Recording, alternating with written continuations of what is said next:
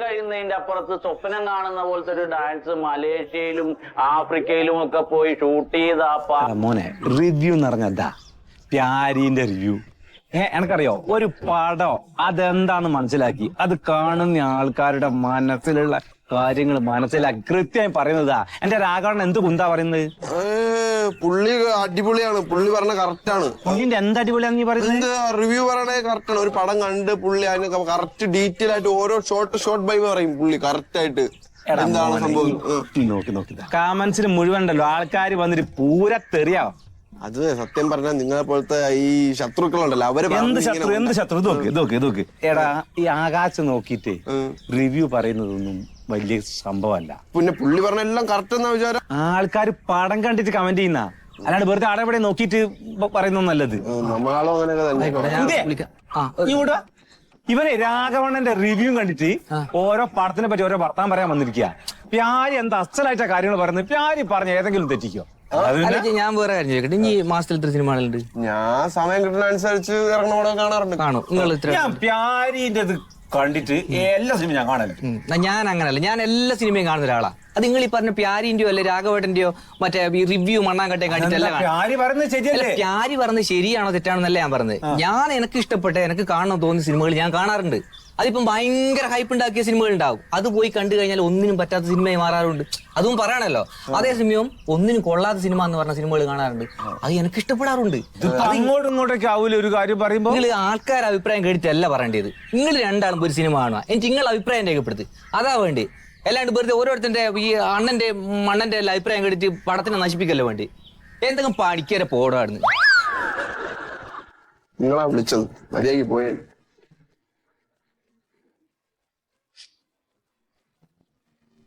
അല്ല പടം കാണണ്ടേ?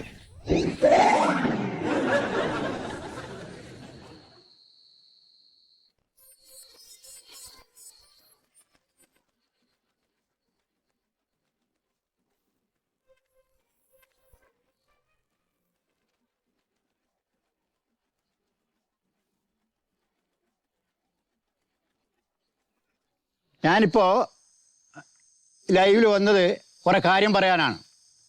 ഞാൻ ചിലതൊക്കെ പറയുമ്പോൾ എല്ലാവർക്കും വലിയ ഇത് എന്നാ വല്ല തെറിയാലും വിളിക്കുന്നത്. എന്തിനാ എൻ്റെ തെറി വരിക്കുന്നത്? ഞാൻ കണ്ടാക്കേണ്ട ഞാനല്ലേ പറയുന്നത്. അതുകൊണ്ട് എന്താ നിങ്ങളുടെ അഭിപ്രായങ്ങൾ അറിയാൻ വേണ്ടിയിട്ടാണ് ഞാനിപ്പോൾ ഇതുവരെ ചെയ്ത ഇതിനെക്കുറിച്ചുള്ള അഭിപ്രായങ്ങൾ അറിയാൻ വേണ്ടിയിട്ടാണ് ഇന്ന് ഞാൻ ഈ ഫേസ്ബുക്ക് ലൈവിൽ വന്നിട്ടുള്ളത്. അപ്പം നിങ്ങളുടെ കമൻറ്റുകൾ എന്താണെന്ന് ഞാൻ നോക്കട്ടെ. വേറെ വല്ല പണിക്കും പോയിക്കൂടെയാണ്? നീ പറഞ്ഞിട്ടാ ഞാൻ പണിയെടുക്കുന്നത്. എപ്പം നീ പോടാ. ഞാൻ സത്യസന്ധമായിട്ടാ ഓരോ കാര്യം പറയുന്നു അല്ലേ? ഇതുപോലൊരു ദുരന്തം ഞാൻ എന്നാ നിനക്കൊരു ദുരന്താക്കിയത്? ഞാനുള്ള കാര്യമല്ലേ പറഞ്ഞ്. സിനിമ മോശമാന്ന് പറയും, നല്ലതാണെങ്കിൽ നല്ലത് പറയും. കണ്ടാക്കണ്ട് ന്യായം അന്നേരം പറയുന്നല്ലേ ഞാൻ.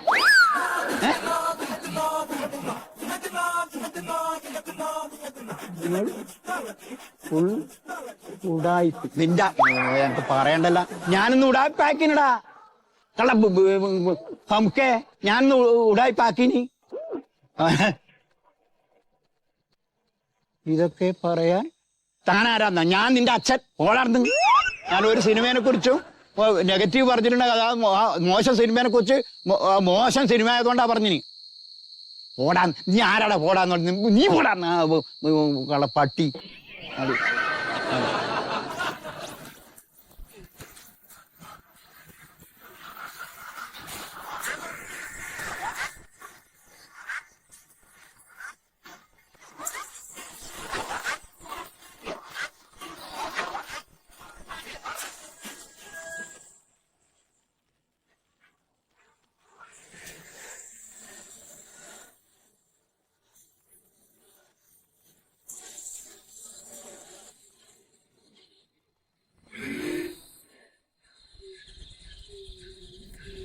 എത്ര ആലോചിച്ചിട്ട് എനിക്ക് പിടുത്തം കിട്ടുന്നില്ല. എങ്ങനെ നമ്മളെ പടം ഇങ്ങനെ പൊട്ടിപ്പോയത്?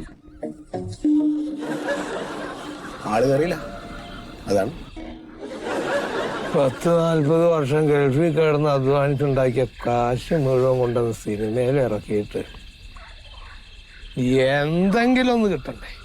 എന്തെങ്കിലും ഡിസാസ്റ്റർ ആയിപ്പോയി. എന്താ ദുരന്തമായി പോയി എന്ന് പറയായിരുന്നു. സാറേ ഞാൻ എന്റെ ബ്രില്യൻസ് മുഴുവൻ ആ പടത്തിലേക്ക് കൊണ്ടുവന്നിട്ടുണ്ട്. ഒലക്ക എന്നിട്ട് എന്തോ ഉണ്ടായിന്ന് പറ. മോദി സാറേ, ഇപ്പൊ പടം എന്തായാലും പൊളിഞ്ഞ്. ഇത് വല്ല പാലോ വല്ല കെട്ടിടമോ ഒക്കെ ആണെങ്കിൽ നമുക്ക് രണ്ടാമത് പുതുക്കി പണിയാം പൊളിഞ്ഞതിനെ. ഇപ്പൊ സിനിമയാണ്, ഇതൊന്നും ചെയ്യാൻ പറ്റില്ല. അത് പോയത് പോയി. അതെ സാറേ, എന്റെ ബ്രില്യൻസിനനുസരിച്ചുള്ള പ്രേക്ഷകർ സിനിമയ്ക്ക് കയറിയില്ല എന്നുള്ളതാണ് വസ്തുത. നിന്റെ ബ്രില്യൻസ് കാരണം ഇപ്പൊ ഈ റിസോർട്ടും കൂടി പണയം വെക്കണ ഗതികേടിലാണ് ഞാൻ നിൽക്കുന്നത്. നിന്റെ ബ്രില്യൻസിന്റെ പ്രേക്ഷകരാരാ? ഞങ്ങൾ വിളിച്ചോണ്ടോ? കുറച്ച് നിലവാരമുള്ള പ്രേക്ഷകർ വരണമായിരുന്നു. അത് കൊണ്ടുവരണം. തന്റെ പടം ഇറങ്ങുമ്പോ വരണം. അത് പബ്ലിസിറ്റിയാണ് നമ്മുടെ പ്രശ്നമായത്. മൊബൈൽ സാറേ, എന്തായാലും വരുമ്പോ ആരെങ്കിലും മണ്ടയ്ക്ക് ചാടില്ല. ഇല്ല അത് സാറ് കേൾക്കണം. എന്റെ വീട്ടിൽ നിന്ന് ടൗണിലേക്ക് 10 കിലോമീറ്റർ ദൂരമുണ്ട്. ഈ 10 കിലോമീറ്റർ ദൂരത്തിൽ ഒരു മതിലിൽ പോലും നമ്മുടെ സിനിമയുടെ പോസ്റ്റർ ഇല്ല.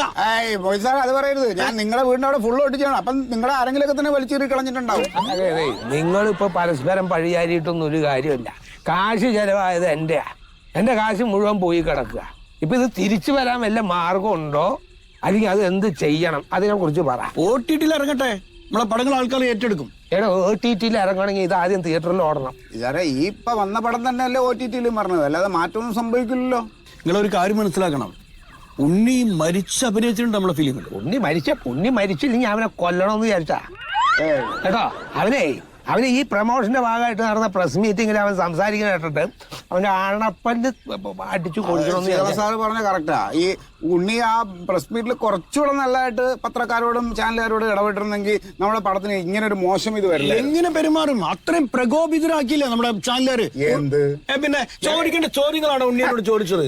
ചാനലുകാർ എന്ത് ചോദിക്കുന്നു പറഞ്ഞാൽ അതിന് മറുപടി അറിയാൻ നിൽക്കല്ല. നമ്മൾ ഇത്രയും കാശും ചെലവാക്കി ഒരു പടം റിലീസാവാൻ നിൽക്കുന്നു. അപ്പൊ അതിനനുസൃതമായിട്ട് എന്തെങ്കിലും സംസാരിക്കാന്നല്ലാതെ ചാനലുകാരോട് തട്ടി കയറാൻ പോവുകയാണ്. സാർ ഒരു കാര്യം സാർ മനസ്സിലാക്കണം. ഇത്രയും തിരക്കുള്ള ഒരു ആർട്ടിസ്റ്റ് എന്നോടുള്ള കമ്മിറ്റ്മെന്റിന്റെ പേരിലാണ് നമുക്ക് ഡേറ്റ് വന്നത്. 2 വർഷം കാത്തിരുന്നിട്ടാണ് നമുക്ക് ഉണ്ണിയുടെ ഡേറ്റ് കിട്ടിയത്. ഈ പടം ഇറങ്ങിയ ഒരു പുള്ളിയുടെ കുറെ ഡേറ്റ് ഫ്രീ ആയിട്ടുണ്ട്. ഓക്കെ പറഞ്ഞിരുന്ന പല നിർമ്മാതാക്കളും പിന്മാറിയിട്ടുണ്ട്. സാറിന് വേണമെങ്കിൽ ഒരു പടം കൂടെ ചെയ്യാൻ പുള്ളി. അതെ, മന്മഥൻ അങ്ങനെ അധിക്ഷേപിച്ച് സംസാരിക്കരുത്. നിരവധി ഹിറ്റുകൾ ഉണ്ടാക്കി തന്നൊരു നടനാണ് ഉണ്ണി. അയാളെ കുറിച്ച് അങ്ങനെ പറയാൻ പാടില്ല.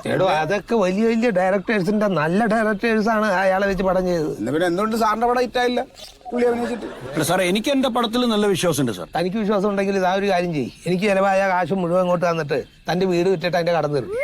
അല്ല, സാർ ഒരു കാര്യം ആലോചിക്കും. ഇപ്പൊ നമ്മുടെ വർമ്മയുടെ വരവ് കണ്ടിട്ട് പ്രിവ്യൂ കണ്ട ആളുകൾ എത്ര നല്ല അഭിപ്രായം പറഞ്ഞിരിക്കുന്നത്. വെറുതെ വിളിച്ചു വരുത്തി സിനിമ കാണിച്ചു കൊടുക്കുമ്പോ ആ തെണ്ടികൾക്ക് എന്തും പറയാം. മാത്രമല്ല, പ്രിവ്യൂ കാണാൻ വന്ന അത്രയും സാറിന്റെ ബന്ധുക്കളാണ്, കുടുംബക്കാരും അയൽവക്കക്കാരും ഒക്കെ. ഇനിയിപ്പോ അതൊന്നും പറഞ്ഞിട്ട് കാര്യമില്ല. ഇതിപ്പോ എന്ത് സംഭവിച്ചു, ഇതൊന്നും ഇനി ഈ പടത്തിനെ രക്ഷപ്പെടുത്താൻ എന്ത് ചെയ്യാം, അതിനുള്ള വഴി അത് പറ. സാറേ, എനിക്ക് തോന്നുന്നൊരു കാര്യം, നെഗറ്റീവ് റിവ്യൂ ഒരുപാട് വന്നിട്ടുണ്ട്. എങ്ങനെ നെഗറ്റീവ്? നമ്മളെ പടം മോശമാണ്, നേരത്തെ കൂട്ടി നമ്മളെ പടത്തെ അധിക്ഷേപിക്കുന്ന രീതിയിലുള്ള ചില റിവ്യൂസ് വന്നിട്ടുണ്ട്. അത് ശരിയാണ്. സാറ് പറഞ്ഞ ആ കാര്യം കുറച്ച് അങ്ങനെ ഒരു സംഭവം കയറിയിട്ടുണ്ട്. ഒരു പ്യാരിജാതനുണ്ട്, പ്യാരിജാതന്റെ റിവ്യൂ, അവന്റെ ഒരു യൂട്യൂബ് ചാനൽ. യൂട്യൂബിൽ ഇതൊക്കെ ചെയ്യുന്ന ഈ സിനിമ റിവ്യൂ പറഞ്ഞ ഒരുത്തനുണ്ട്. എനിക്കറിയാം. സിനിമയ്ക്ക് ഇങ്ങനെ തന്നെ സാറേ അറിയോ? എനിക്കറിയാം. എന്നാ വഴിയുണ്ട്. കോടികളെ ഇറക്കി ഇവിടെ ഒരു സിനിമ എടുക്കുമ്പോ ഏതെങ്കിലും ഒരു കോന്തം വന്ന് കണ്ണി കണ്ടു വളർത്തട്ടെ. ഈ പൈസ നഷ്ടപ്പെടുത്തി ഒരു തരം തൂക്കുമരത്തിലേറ്റാനുള്ള പരിപാടിയാണ് അവന്റെ ഒക്കെ. എങ്കിലും അതിന് വഴിയുണ്ട്. ഈ കാശ് ഇറക്കിയത് തിരിച്ചു കിട്ടാനോ ഞാൻ അവന് നേരെ കേസ് കൊടുക്കും. അവൻ മാത്രമല്ല, അവനെ പോലെ ഒരുപാട് യൂട്യൂബേഴ്സ് ഉണ്ട്, അവരൊക്കെ പിടിക്കണം. ഹായ് ഗൈസ്, പ്യാരി ഫിലിം റിവ്യൂവിലേക്ക് വീണ്ടും സ്വാഗതം. ഇന്നലെ പുറത്തിറങ്ങിയ പ്രകാശന്റെ ലുങ്കി എന്ന സിനിമയെ കുറിച്ചാണ് എനിക്കിന്നിവിടെ പറയാനുള്ളത്. ഞാൻ ഇന്നലെ പ്രകാശന്റെ ലുങ്കി ഫസ്റ്റ് ഷോ തന്നെ കയറി കണ്ടു. വളരെ ഫാമിലി എന്റർടൈനറായ മനോഹരമായ ഒരു സിനിമയാണ് പ്രകാശന്റെ ലുങ്കി. ധൈര്യസമേതം നമുക്ക് ടിക്കറ്റ് എടുത്ത് ആ സിനിമ കാണാൻ സാധിക്കും. പുതിയ എഴുത്തുകാരനും പുതിയ സംവിധായകനും പുതിയ നടന്മാരുമൊക്കെ അഭിനയിച്ചുകൊണ്ട് ഒരു ചെറിയ ബഡ്ജറ്റിൽ ഒരു മനോഹരമായ ചിത്രമാണ് പ്രകാശന്റെ ലുങ്കി എന്ന പേരിൽ ഒരുക്കിയിരിക്കുന്നത്. ഇത്തരം പടങ്ങൾക്കാണ് നമുക്ക് പിന്തുണ കൊടുക്കേണ്ടത്. പിന്നെ എടുത്തു പറയാവുന്ന ഒരു നെഗറ്റീവ്, ഇടക്കിടക്കുള്ള കട്ടുകൾ നമ്മുടെ സ്റ്റോറി ടെല്ലിങ്ങിനെ ബാധിക്കുന്നുണ്ടോ എന്നൊരു സംശയമുണ്ട്. അതുപോലെ ക്യാമറ ടെക്നിക്കും ഗിമ്മിക്കും ഒക്കെ ഇത്തിരി കഥയെ വിഴുങ്ങുന്ന രീതിയിലായിപ്പോയോ എന്ന് എനിക്ക് തോന്നി. എന്നിരുന്നാലും ടോട്ടലി പറയുകയാണെങ്കിൽ വളരെ മനോഹരമായ ഒരു കൊച്ചു സിനിമയാണ് ഈ പ്രകാശന്റെ ലുങ്കി എന്ന സിനിമ നമുക്ക് സമ്മാനിച്ചിരിക്കുന്നത്. അപ്പൊ അടുത്ത ഒരു പടത്തിന്റെ റിവ്യൂമായി നമുക്ക് വീണ്ടും കാണാം. Okay guys. എന്താ വെച്ചാ എന്ത് വായിച്ചു നോക്ക്.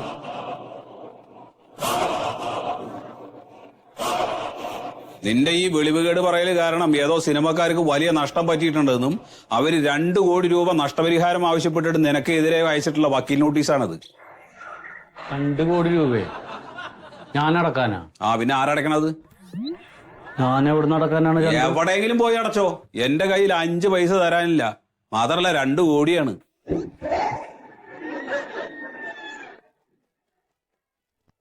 ഇതെന്ത് പെണ്ണ് കാണാൻ പോയിട്ട് പെണ്ണിനെ ഇഷ്ടപ്പെടാണ്ട് അച്ഛൻ വക്കീൽ നോട്ടീസ് വിട്ട പോലെ പോലത്.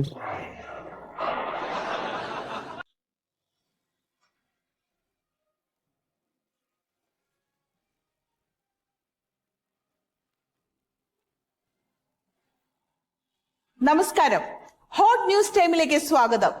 ഇന്ന് നമ്മൾ ചർച്ച ചെയ്യുന്ന വിഷയം സിനിമ റിവ്യൂസ് യഥാർത്ഥത്തിൽ സിനിമാ വ്യവസായത്തെ തകർക്കുന്നുണ്ടോ? ഇന്ന് ഈ വിഷയത്തിൽ സംസാരിക്കാൻ നമ്മളോടൊപ്പം ചേരുന്നത് cinema director Shri Moidu, cinema review vlogger Pyari rocks, cinema reviewer Raghavannan, cinema നിരീക്ഷകൻ ശ്രീ സുഗതൻ ചാത്യാത്ത്. എല്ലാവർക്കും സ്വാഗതം. ശ്രീ മൊയ്തു സർ, താങ്കളുടെ ഏറ്റവും പുതിയ ചിത്രമായ വർമ്മയുടെ വരവ് എന്ന ചിത്രത്തിന്റെ പരാജയത്തിന് കാരണം റിവ്യൂസ് ആണ് എന്നൊരു ആരോപണം ഉണ്ടായിരുന്നല്ലോ. ഇതേക്കുറിച്ച് താങ്കൾക്ക് എന്താണ് പറയാനുള്ളത്? തീർച്ചയായിട്ടും റിവ്യൂ തന്നെയാണ് എൻ്റെ സിനിമയെ തകർത്തത്. ഞാൻ സംവിധാനം ചെയ്ത വർമ്മയുടെ വരവ് എന്ന സിനിമ നല്ലൊരു സിനിമയായിരുന്നു. ഞാനും എൻ്റെ ഭാര്യയും ചേർന്നാണ് സിനിമ കാണാൻ പോയത്. എൻ്റെ ഭാര്യ തിയേറ്ററിൽ നിന്ന് പൊട്ടി കരഞ്ഞു പോയിട്ടുണ്ട്. എന്താണ് ചിരിക്കുന്നത് എനിക്ക് മനസ്സിലാവുന്നില്ല.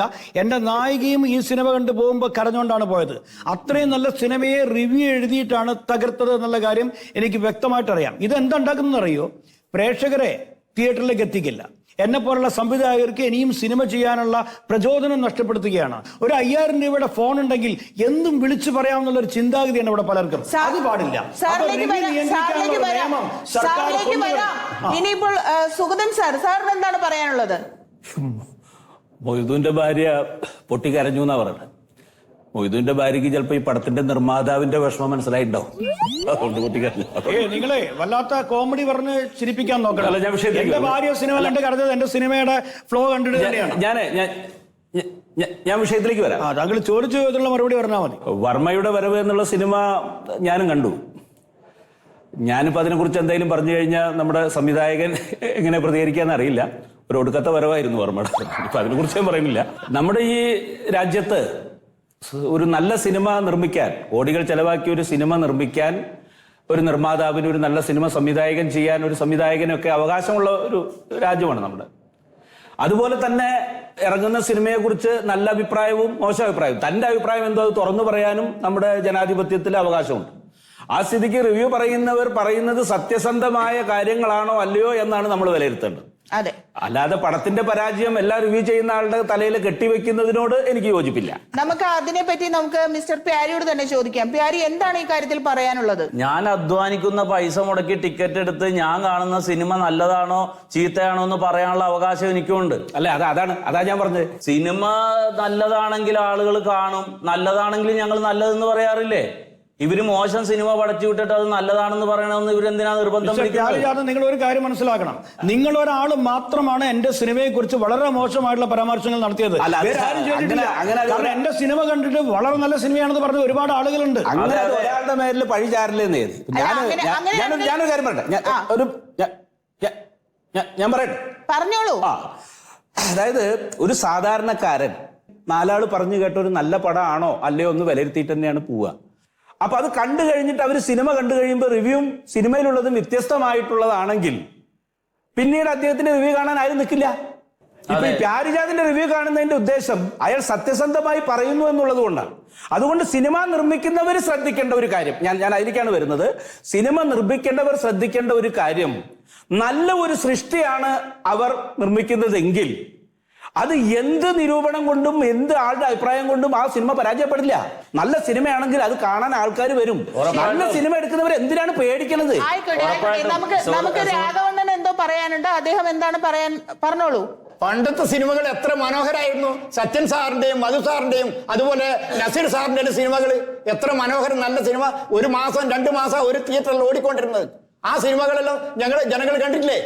ഇത് ഇപ്പോഴും ഒരു 100 കിൻഡല് ഇല്ല തോക്ക് എടുത്തിട്ട് നിശ്ചയം കണ്ട് എടുത്തിട്ട് 1000 ആളെ വെടിവെക്കുന്നു.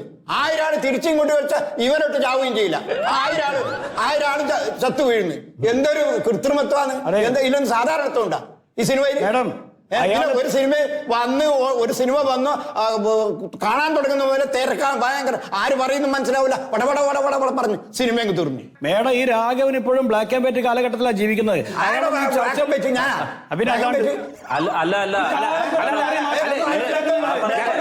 സിനിമയല്ല നമ്മൾ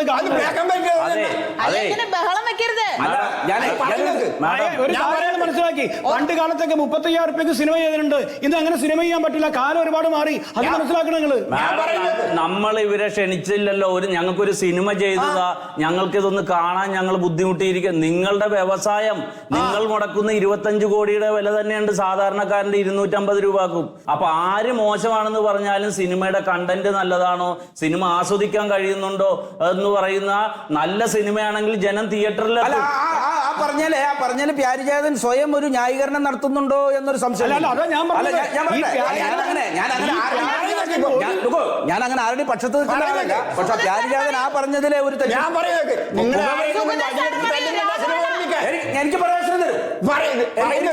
തരും. ഉണ്ടായിരിക്കാൻ പറയും. കാരണം രാഘവണ്ണൻ ഒരു പറയുന്നത് സത്യമല്ല. രാഘവണ്ണൻ ചില വ്യക്തികളോടുള്ള ഹത്യ പോലും സിനിമയിൽ പറയുന്നുണ്ട്. ഞാൻ പറയാൻ കാരണം, രാഘവണ്ണൻ അതിലൊരു നടിയെ ഇഷ്ടമല്ലെങ്കിൽ ആ നടിയെ കുറ്റപ്പെടുത്തുന്നതോടൊപ്പം ആ നടി അഭിനയിച്ച സിനിമ എല്ലാം പറയുന്ന ആളാണ്.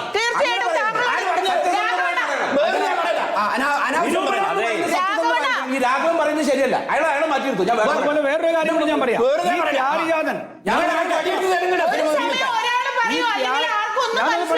ഈ പ്യാരിജാതൻ ഒരു സിനിമയെ കുറിച്ചും നന്നായിട്ട് പറയാറില്ല എന്നാണ്. സുഖൻ സാറേ, നല്ല സിനിമ ഇറങ്ങിയാ നല്ലതെന്ന് തന്നെ പറഞ്ഞിട്ട് ഇപ്പൊ മൊയ്തു സംവിധായകൻ പറഞ്ഞു അദ്ദേഹത്തിന്റെ സിനിമ കണ്ടതിന് ശേഷം അദ്ദേഹത്തിന്റെ നായിക കരഞ്ഞിട്ടാണ് ഇറങ്ങിപ്പോയെന്ന്. ആരെങ്കിലും പിടിച്ചടിച്ചിട്ടുണ്ടാവും. പുറത്തിരുന്ന് സിനിമ കണ്ട ആരെങ്കിലും കരണക്കുറ്റി നോക്കി അടിച്ചിട്ടുണ്ടാവും. നിങ്ങൾ ആ സമയത്ത് സ്പോട്ടിലില്ല. അത് ക്യാമറയിൽ പകർത്തിയിട്ടുണ്ട്. പല ചാനലുകളും അത് കാണിച്ചിട്ടുണ്ട്. എന്റെ നായിക കരഞ്ഞോണ്ട് വരുന്നത്. അത് ആരും പിടിച്ചിട്ടൊന്നുമല്ല. നിങ്ങൾ സ്വയം അത് പറയരുത്. നിങ്ങളൊക്കെ നിങ്ങളുടെ പടം വിജയിക്കാൻ വേണ്ടിയിട്ട് സാധാരണ ജനങ്ങളെ തെറ്റിദ്ധരിപ്പിക്കുന്നുണ്ട്. അതിന്റെ കൂലിയാണ് നിങ്ങൾക്ക് കിട്ടിക്കൊണ്ടിരിക്കുന്നത്. 35 ലക്ഷം 35 കോടി 40 കോടി മുടക്കി നിങ്ങൾ ഒരു പടം എടുക്കുന്നു. അതിൽ ഇന്ന സാഹസ രംഗങ്ങളുണ്ടെന്ന് പറഞ്ഞ് നിങ്ങൾ തന്നെ പരസ്യം കൊടുത്ത് പാവപ്പെട്ട ജനങ്ങളെ തിയേറ്ററിലേക്ക്